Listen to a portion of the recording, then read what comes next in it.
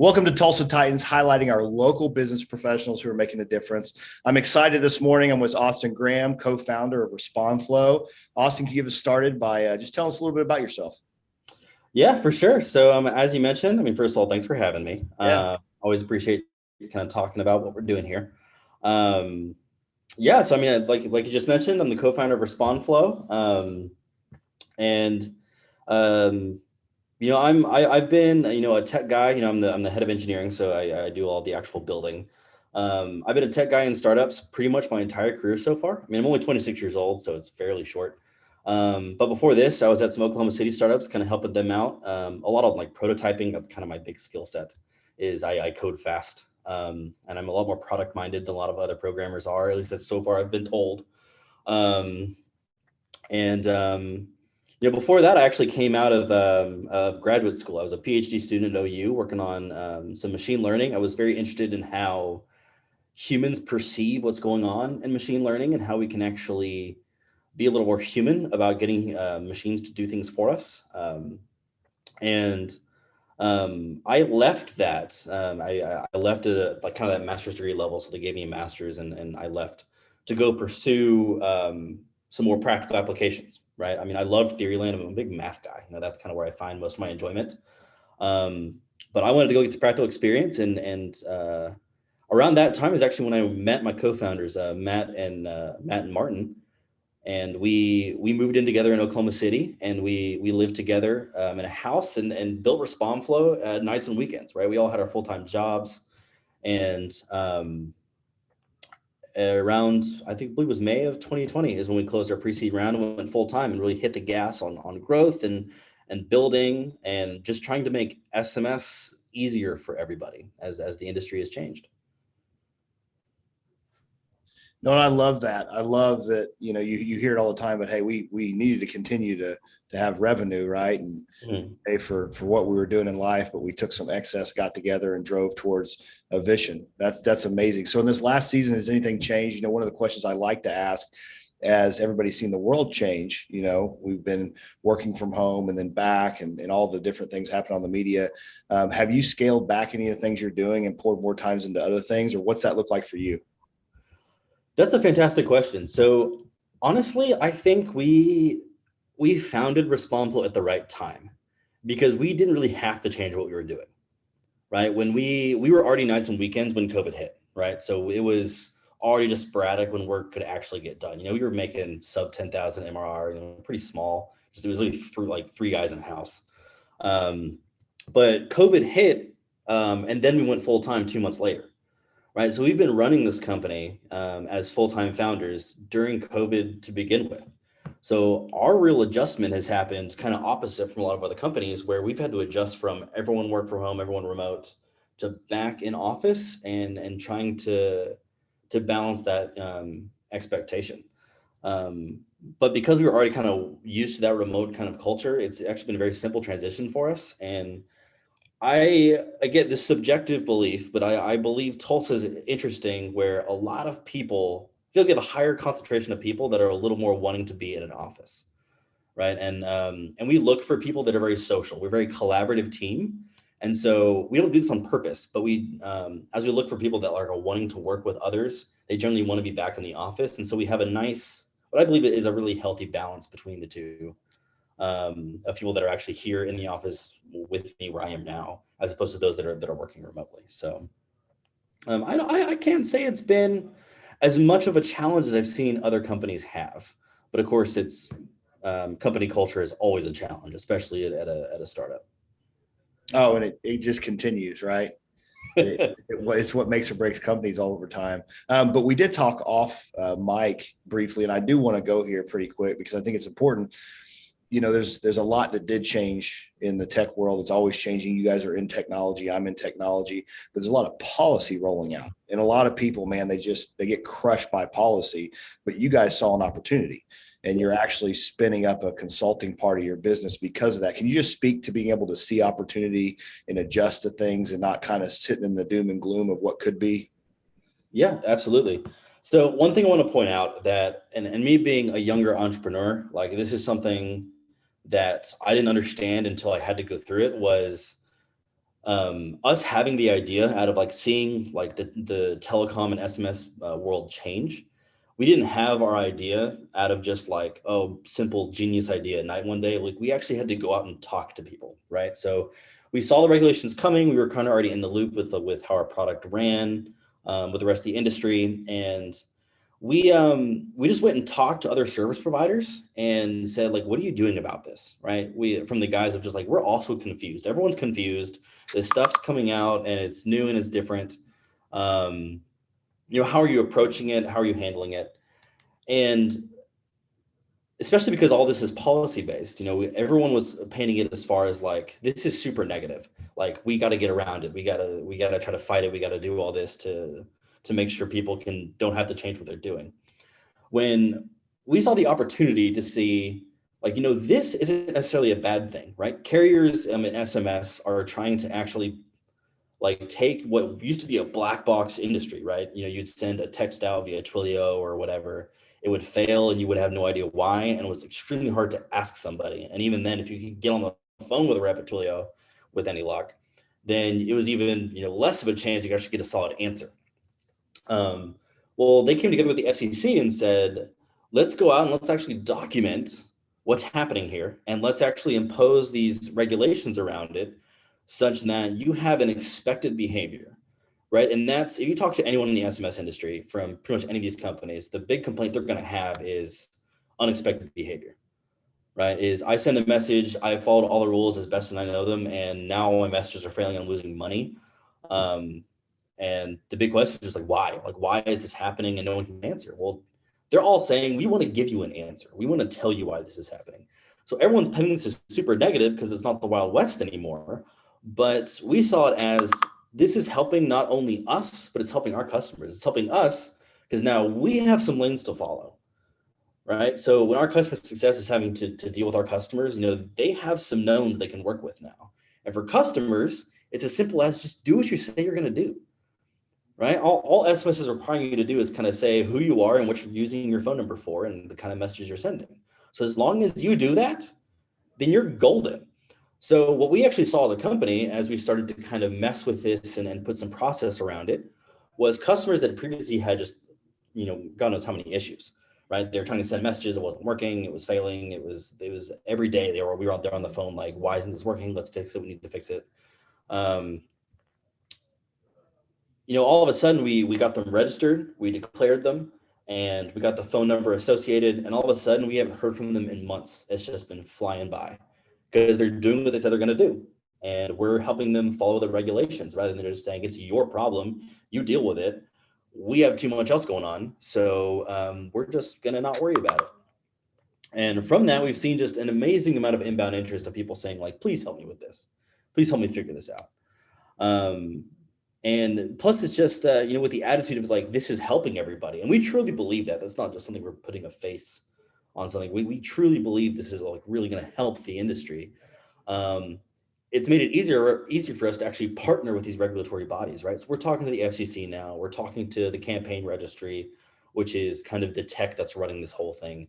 And we're talking to all providers and saying like, we're trying to accomplish this goal of making this simpler for everybody, and they love it. And now we have regular phone calls with these massive companies that are kind of helping us build this thing,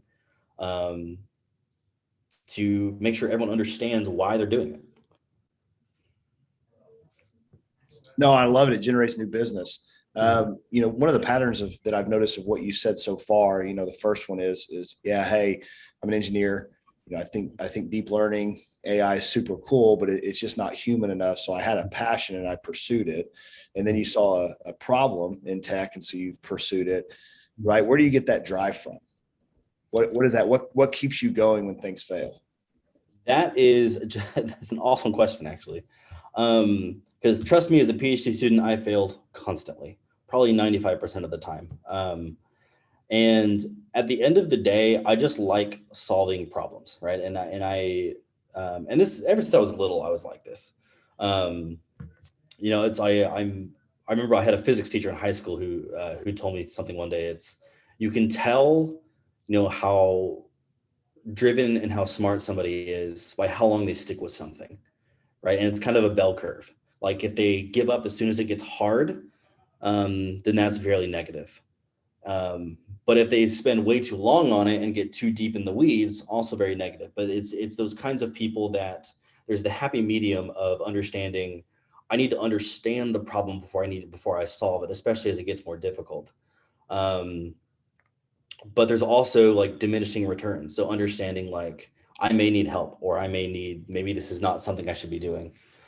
But yeah, I like solving problems. And then I went to a PhD because of that, because I got to solve hard problems. That's what I did. I showed up in my lab in the morning and I would read papers about people solving problems, and I would look at what they did and go find something that I was interested in, um, and try to go solve it myself. And the core of it was I was having fun doing it, right? It was like time would fly by. All of a sudden it'd be midnight and I'm still in the lab. Like, oh crap, I haven't eaten in 24 hours.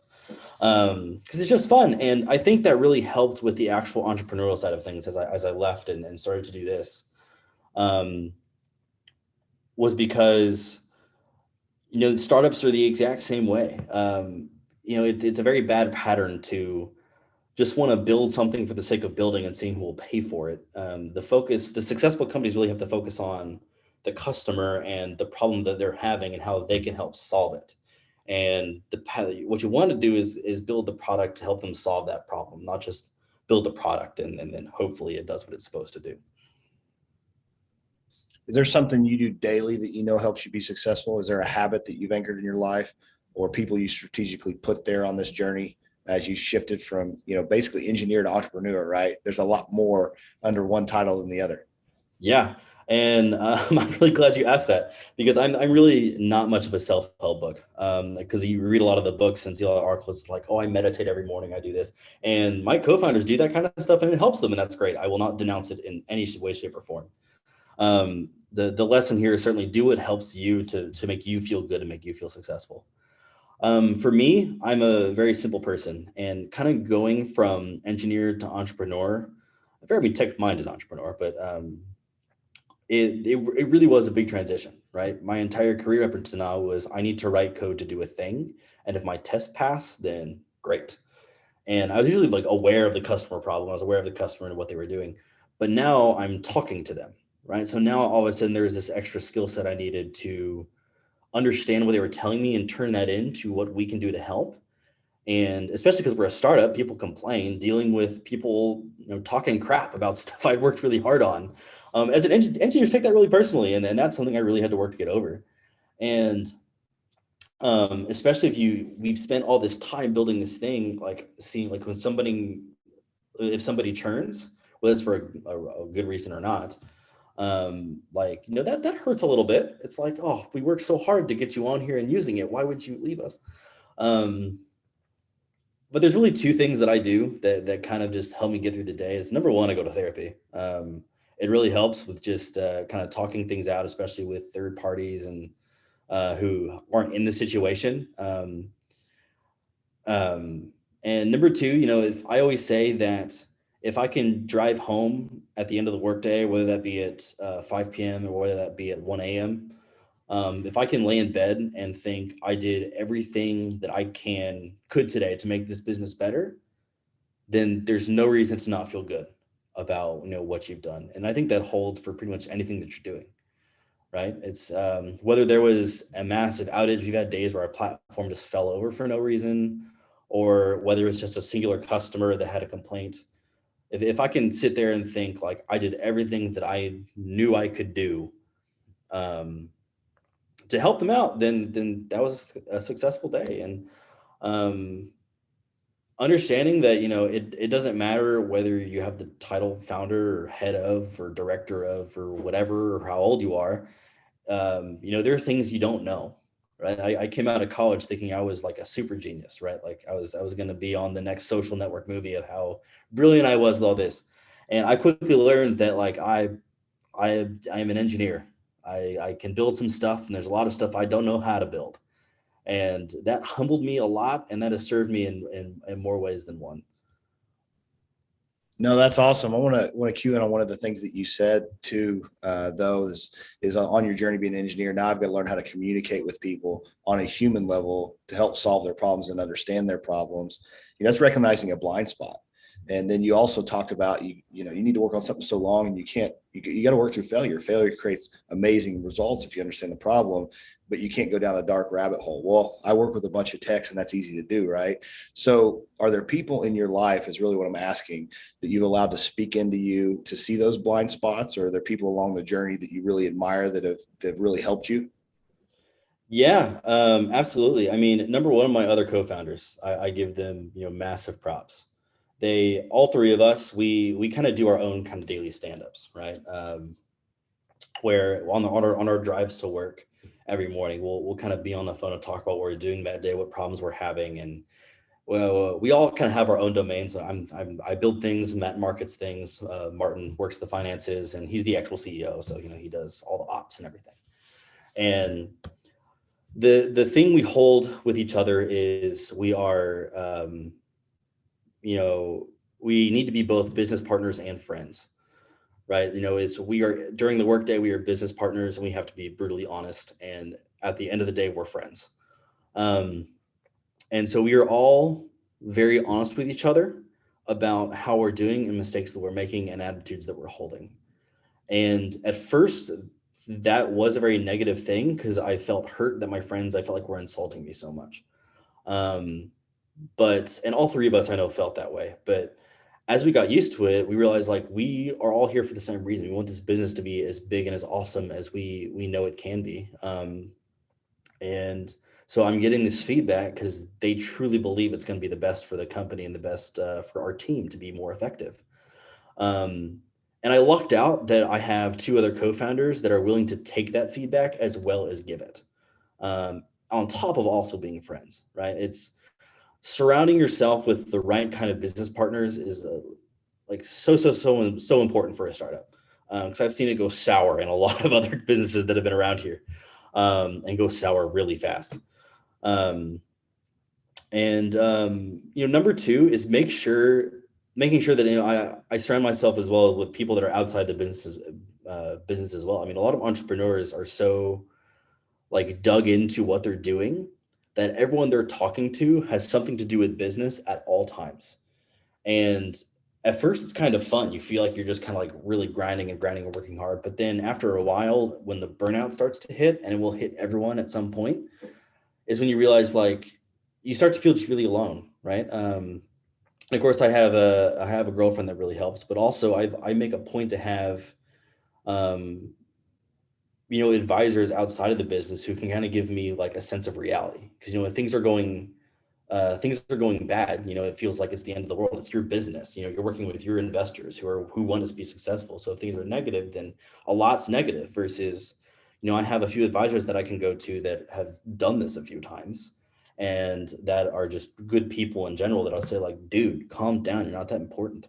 Like at the end of the day, like if this fails, then like you got to learn from it and just deal with it.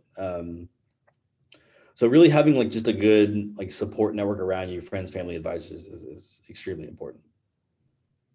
It absolutely is. You said something, I was looking at some studies, and some of the men and women that make the biggest impact in the country, many of them, like a massive percentage, have another hobby to prevent burnout. They have something else in their life completely counter to what they do for a profession, that they pour resources in, dream in, do different things, and it keeps them fresh in the industry.